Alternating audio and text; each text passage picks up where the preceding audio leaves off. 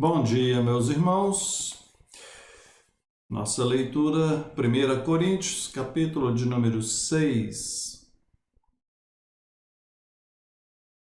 Fala sobre o litígio entre irmãos. Aventura-se algum de vós, tendo questão contra outro, a submetê-lo a juízo perante os injustos e não perante os santos? Essa passagem está tratando da questão de litígio, uma demanda, uma disputa entre irmãos, e aí algum está levando o outro na justiça. Verso 4. Vós, quando tendes a julgar negócios terrenos, constituís um tribunal daqueles que não têm nenhuma aceitação na igreja. Verso 6, irá um irmão a juízo contra outro irmão, e isto perante os incrédulos? O só existir entre vós demandas já é completa derrota para vós outros. Por que não sofreis antes a injustiça? Por que não sofreis antes o dano? Ou não sabeis que os injustos não herdarão o reino de Deus? Veja, ele aqui trata alguns pontos, eu já estudei, já fiz uma exegese nesse texto.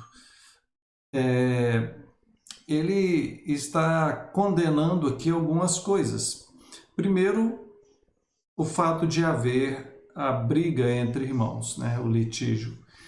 E ele diz que isso é uma vergonha, porque como irmãos em Cristo, deveriam conversar, usar o espírito cristão de humildade, de mansidão, de buscar a paz e resolver isso de maneira pacífica, então.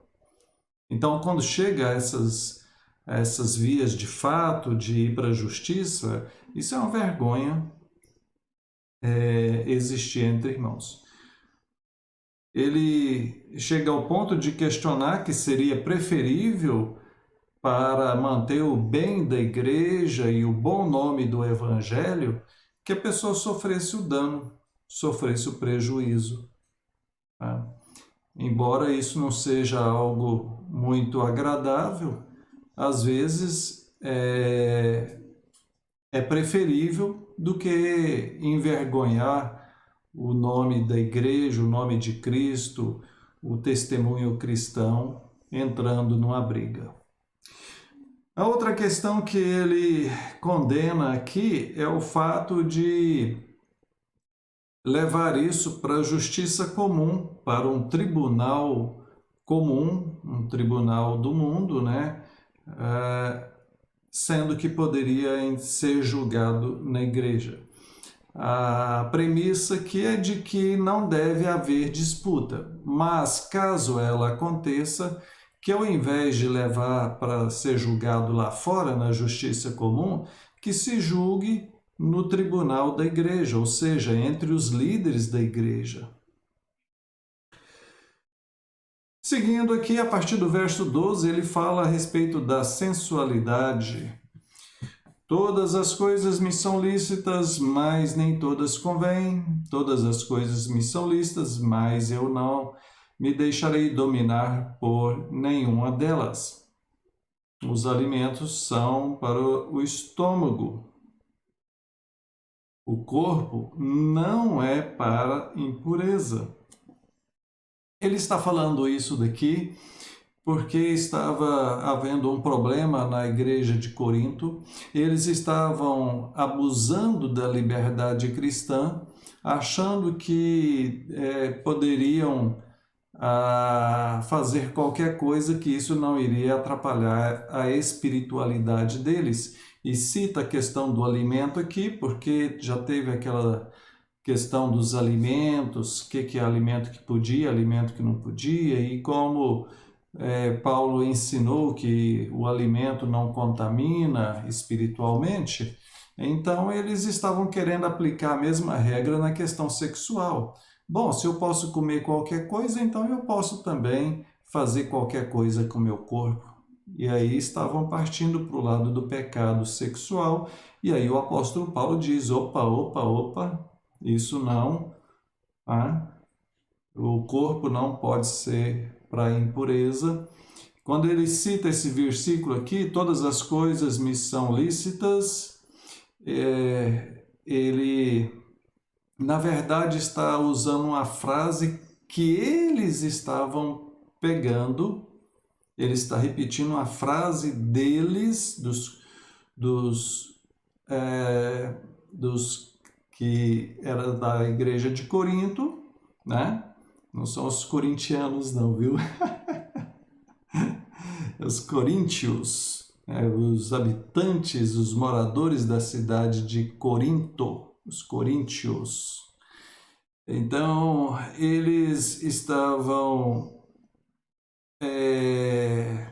usando essa frase, né? Todas as coisas me são lícitas. E pelo fato de que a liberdade cristã poderia, na interpretação deles, permitir eles fazerem qualquer coisa. E aí Paulo fala, olha, todas as coisas me são lícitas, mas nem todas convêm. Tá? Ou seja, na verdade é o seguinte, não é tudo que é lícito, não é tudo que convém. Não é lícito matar uma pessoa, não é lícito se prostituir. Então, é claro que essa frase aqui não pode ser tomada ao pé da letra, todas as coisas me são lícitas. Ele está usando a própria frase deles, né, talvez até de uma maneira meio irônica aqui, para repreender. Nem tudo convém, ou seja, nem tudo é lícito. Tá bom? Então, esse negócio de dizer, todas as coisas me são lícitas, isso aqui era um argumento lá dos coríntios e um argumento muito furado. Pois bem, verso 15, não sabeis que os vossos corpos são membros de Cristo? E eu, porventura, tomaria os membros de Cristo e os faria membros da meretriz? Absolutamente não. Verso 18, fugi da impureza. 19, acaso não sabeis que o vosso corpo é santuário do Espírito Santo? Verso 20, porque fostes comprado por preço, agora, pois, glorificai a Deus no vosso corpo. Então, claro, o corpo é templo do Espírito Santo e nós devemos levar essa vida santa. Há muitos pecados na questão sexual. O sexo é entre um homem e uma mulher devidamente casados. Qualquer coisa fora disso é pecaminoso. Tá? Então, Paulo esclarece isso. Capítulo 7. Quanto ao que me escrevestes, é bom que o homem não toque em mulher, mas por causa da impureza, cada um tem a sua própria esposa e cada um o seu próprio marido. Ele está respondendo uma pergunta que fizeram a respeito do casamento, ou de permanecer solteiro, e o viúvo, como é que faz? Eles fizeram várias perguntas, na realidade, a respeito dessa questão de casamento, né? Verso 3, marido conceda à esposa o que é devido, e também semelhantemente a esposa ao marido. Verso 5, não vos priveis um ao outro, salvo por consentimento mútuo, por algum tempo para dedicar a oração, e novamente vos ajuntardes, para que Satanás não vos tente por causa da incontinência. Ele está falando que o casal deve manter uma vida sexual ativa, porque essa área Satanás pode utilizar para levar a pessoa ao pecado, e então existem carências sexuais, e o marido deve satisfazer a esposa, e a esposa deve satisfazer ao marido. Eles não podem se privar, porque isso pode levar a outra pessoa ao perigo da tentação e, consequentemente, do pecado. A gente fala muito sobre isso, né, nas questões dos cursos para casais.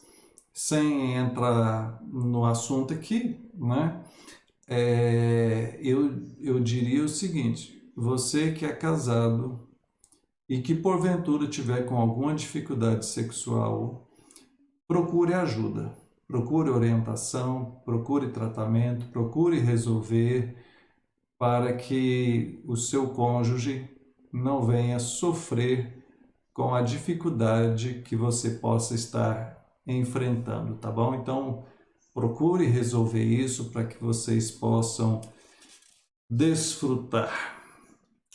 Seguindo aqui, verso 8: aos solteiros e viúvos digo que lhes seria bom que permanecessem no estado em que também eu vivo.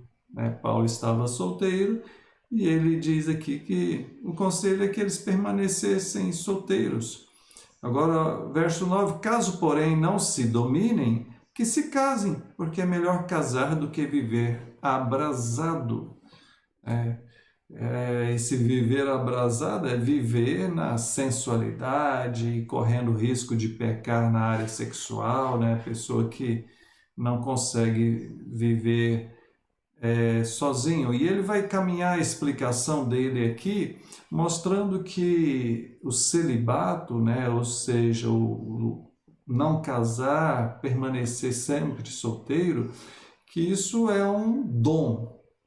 Não é para todos, mas é para quem receber esse dom da parte de Deus. Quando ele diz aqui que era melhor não casar, é para dedicar a obra do Senhor. Ele vai explicar isso também. Porque quem casa tem que dar prioridade para cuidar da família. Mas quem está solteiro pode dedicar mais à obra do Senhor. Amém. Que Deus abençoe. Vamos orar? Pai, bendito é o Senhor, nós te louvamos por tua palavra, pedimos tua graça, teu sustento e proteção sobre nós e nossa família. Em nome de Jesus, amém. Deus te abençoe e até mais.